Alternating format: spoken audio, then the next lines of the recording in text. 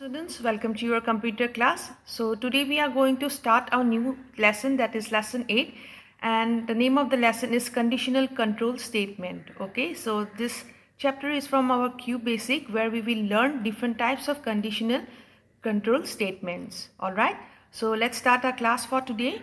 So before starting our today's class, let's do a small warm-up activity. So I would like to know, you have to name these certain questions which I have here, okay, and then you have to name them. So what is the software codes which we use for developing an application? What is the general term which we use for naming the software codes which we use for developing an application? Okay, then the second question I have here is that persons who write these software codes, what are they known as? Okay, so what are the name of those persons who write these software codes? And the third question I have is that the process of writing these programming code is known as what? All right, so these are the three questions which I have for you as your warm-up activity for today's class. So now let us know the solution for this questions. Okay, so here I have the answers for the questions which I have asked you in the previous slide.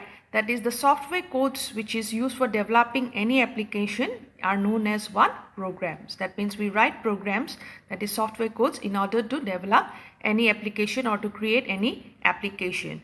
Okay, so same way the people who write these software codes are known as what? Programmers, and the process of writing these programming codes is known as what? Programming. So please remember that the software codes which are used for developing any application are called as programs, and the people who write these software codes are known as programmers, and the third one is that the process of writing these programming codes is known as what? Programming.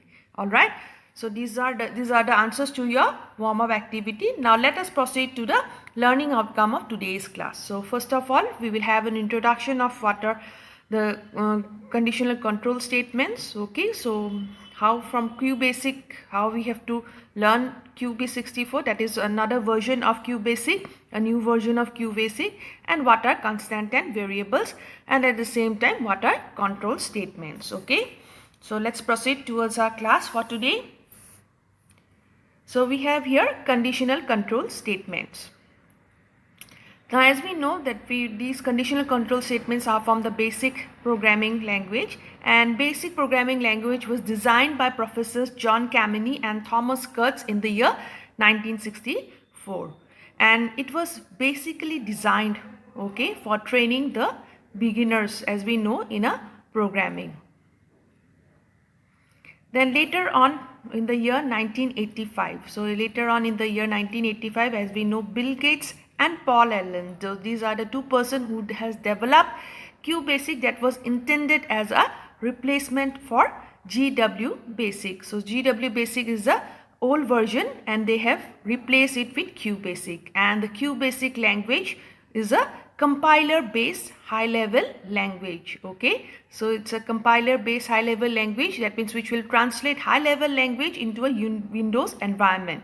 That means the Windows operating system, it understands the codes which is written in a QBasic program, and further to improve upon the previous version of QBasic 4.5, that is the new version, that is QB64, was released, please underline in your textbook, on 24th April 2013. Now here we have a small fact about let's know more. Let's see here that John G. Kameny, okay, please underline, you have on the right side of your textbook in the same lesson. So John G. Kameny, who is on the right side, and Thomas E. Kurtz, which is on the left side, has designed basic language, okay, in the year 1964. Please remember this. Then now in the previous class, okay, that is in class 6, you have already learned about the statements, right, about different statements which we use in QBasic, such as let statement, print statement, and input statement. All right, now these statements have a specific use and they are structure. Okay, they have a specific use and a structure in which you have to write these statements. Now in this lesson, first of all, we will study about conditional control statements, okay, and at the same time in QB64, such as like if then, okay, if then go to statement, okay, then if then else statement. So these are different conditional control statements. And then before we proceed towards the conditional control statements, what we are going to do is we will first have a quick recap, okay, a brief review of what are constants and variables, which we have already got in class 6, and the statements which we have learned there, that is a let statement, input statement, ramp statement, okay. So we will have a brief review of it. Now first of all, let us know what are constant and variables. Okay, so here as you can see, what are constants? Let us first know what are constants. Please underline in your textbook. Constants are what? Are the values, okay, which will not change during the execution of a program. That means when you will run the program, the values which are stored in the under constants will not change. And please remember that constants are of two types. First of all, we have the numeric constants. Now what are numeric constants? Now these are again further divided into two types, that is integers, as you can see, and real constants. Integer constants and real constants. So what are integer constants? Please underline. Integer constants are positive or negative numbers, okay, without any fraction, any fractional part. For example, you can see the whole numbers 12, 20, 234 minus 786, okay, etc. They all come under integer constants. Then we have the real constants, are those numbers, okay, with a fractional part. That is, for example, if you give a point, it becomes a fraction, that is 75.5, okay. Then we have 46.25. All these comes under numeric constant, okay, sorry, real constant. The next one we have is the character constant. So after numeric constants, we have the character constant. The character constants again are of two types, that is single character constant and string, that is multi-character constant. Single character means one character, A, B, C, D. These are referred to as single character. So a single character contains only a single character, okay, enclosed, which is enclosed, that is enclosed within double quotes, as you can see on the screen. So for example, you can see D, A, D, F, okay, these are all character constants, a single character, and which are enclosed within double quotes, that is double inverted commas. Then a string constant is a sequence of characters, okay. A string constant is what? Is a sequence, that means more than one character is there and these are enclosed within double quotes. So as you can see here, keeps, okay, it's a more than one character, it's a word, and it is under double quotes. Then welcome to programming basic, okay, basic programming, that is also under double quotes. Then next one after constant we have is variables. Please underline what is a variable. Is a name location in the memory of a computer that stores data temporarily, okay, it stores the data temporarily, and a variable has a unique name, okay. For every program you will have a variable will have a unique name, a type, and at the same time a size that is used for identifying that particular variable in the program. And it can also hold one data at a time and can accept, okay, different values during the execution of the program. All right, please remember that. Then we have is numeric variables, okay, the types of variable. That is, first of all we have the numeric variable. So from the name itself you can come to know numeric variable means it can hold only numbers, and that can be integer, floating, decimal, or it can be a long integer type. All right. Then it is also represented. So how a numeric variable is represented? So it is represented by an alphabet. Say for example, a numeric variable should not contain any space, okay, or symbols like, you know, exponential sign or a question mark, all right, or a slash, forward slash, or a backward slash, @ symbol, okay. So this type of colons, you can see semicolon, etc. So a numeric variable should not contain these. So please underline and keep. Now example of a numeric variable you can give as a equal to 5, all right. Now which means that the value 5 is assigned to the variable a, okay. So a is what? Since the value is a numeric variable constant, so the a is a numeric variable. Now next one we have is the string variable, that is where we can hold characters, okay. A string variable contains values, symbols, and text, all right, and it is represented by an alphabet which is followed by a dollar sign. So as you can see here, okay, $a equal to keeps, and you can see the keeps is a numeric character constant, and you can see the word keeps is under double quotes. All right, then let us do the review of the different statements which we have already used in QBasic. That is, first of all we have is the RAM statement. Now this RAM statement is used to what? Write a command in the program, so that it does not, and this command does not get executed. Okay, then command means it is used for giving a command to a program. The next one we have is the print statement, which is used for displaying numbers, text, or any message on the output screen. Okay, then next one we have is the CLS. Now CLS means to clear the statement. Okay, so the output is the CLS statement is used to clear the output screen. All right, then we have the next one is the let statement, and this let statement is used for assigning or giving a value to a variable. So as you can see, let D equal to A plus B plus C. Then the next one we have is the input statement. Again, this statement is used to accept a value from the user. Okay, and at the same time it will store it in a variable. All right, so these are the different statements which we have already used in QBasic. Okay, now let us go to the next topic, that is the control statements. Now what are control statements? Now in a program, okay, in a particular program, now actually the statements which you write are get executed in a sequential manner. But however, sometimes what happens, the user may want to or may need to change this order of execution, okay, either by repeating or by skipping some of the statements, okay, the execution of the certain statements.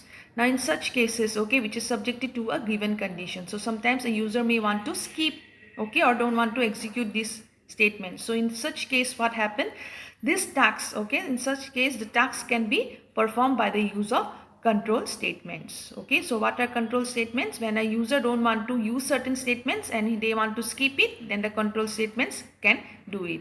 And due to this capability of making decision in runtime, the control statements play a very important role in programming. Okay, please remember that. Then there are various types of control statements in QB64. Please underline in your textbook.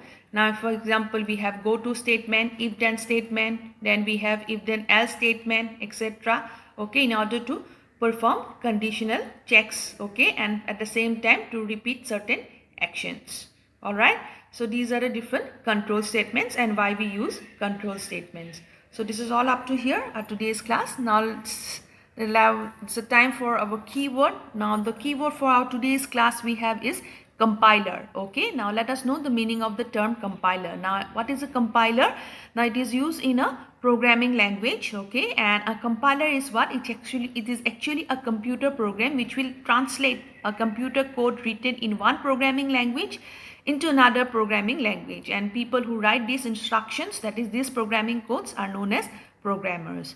Okay, so that means if you are writing a QBasic program, okay, the codes which may not be understood by the computer can be made understood or can be translated with the help of this software program, that is the compiler, and which the computer will understand and give us the output to the users. Okay, so please remember, and you can write down in your copies what is the meaning of the term compiler.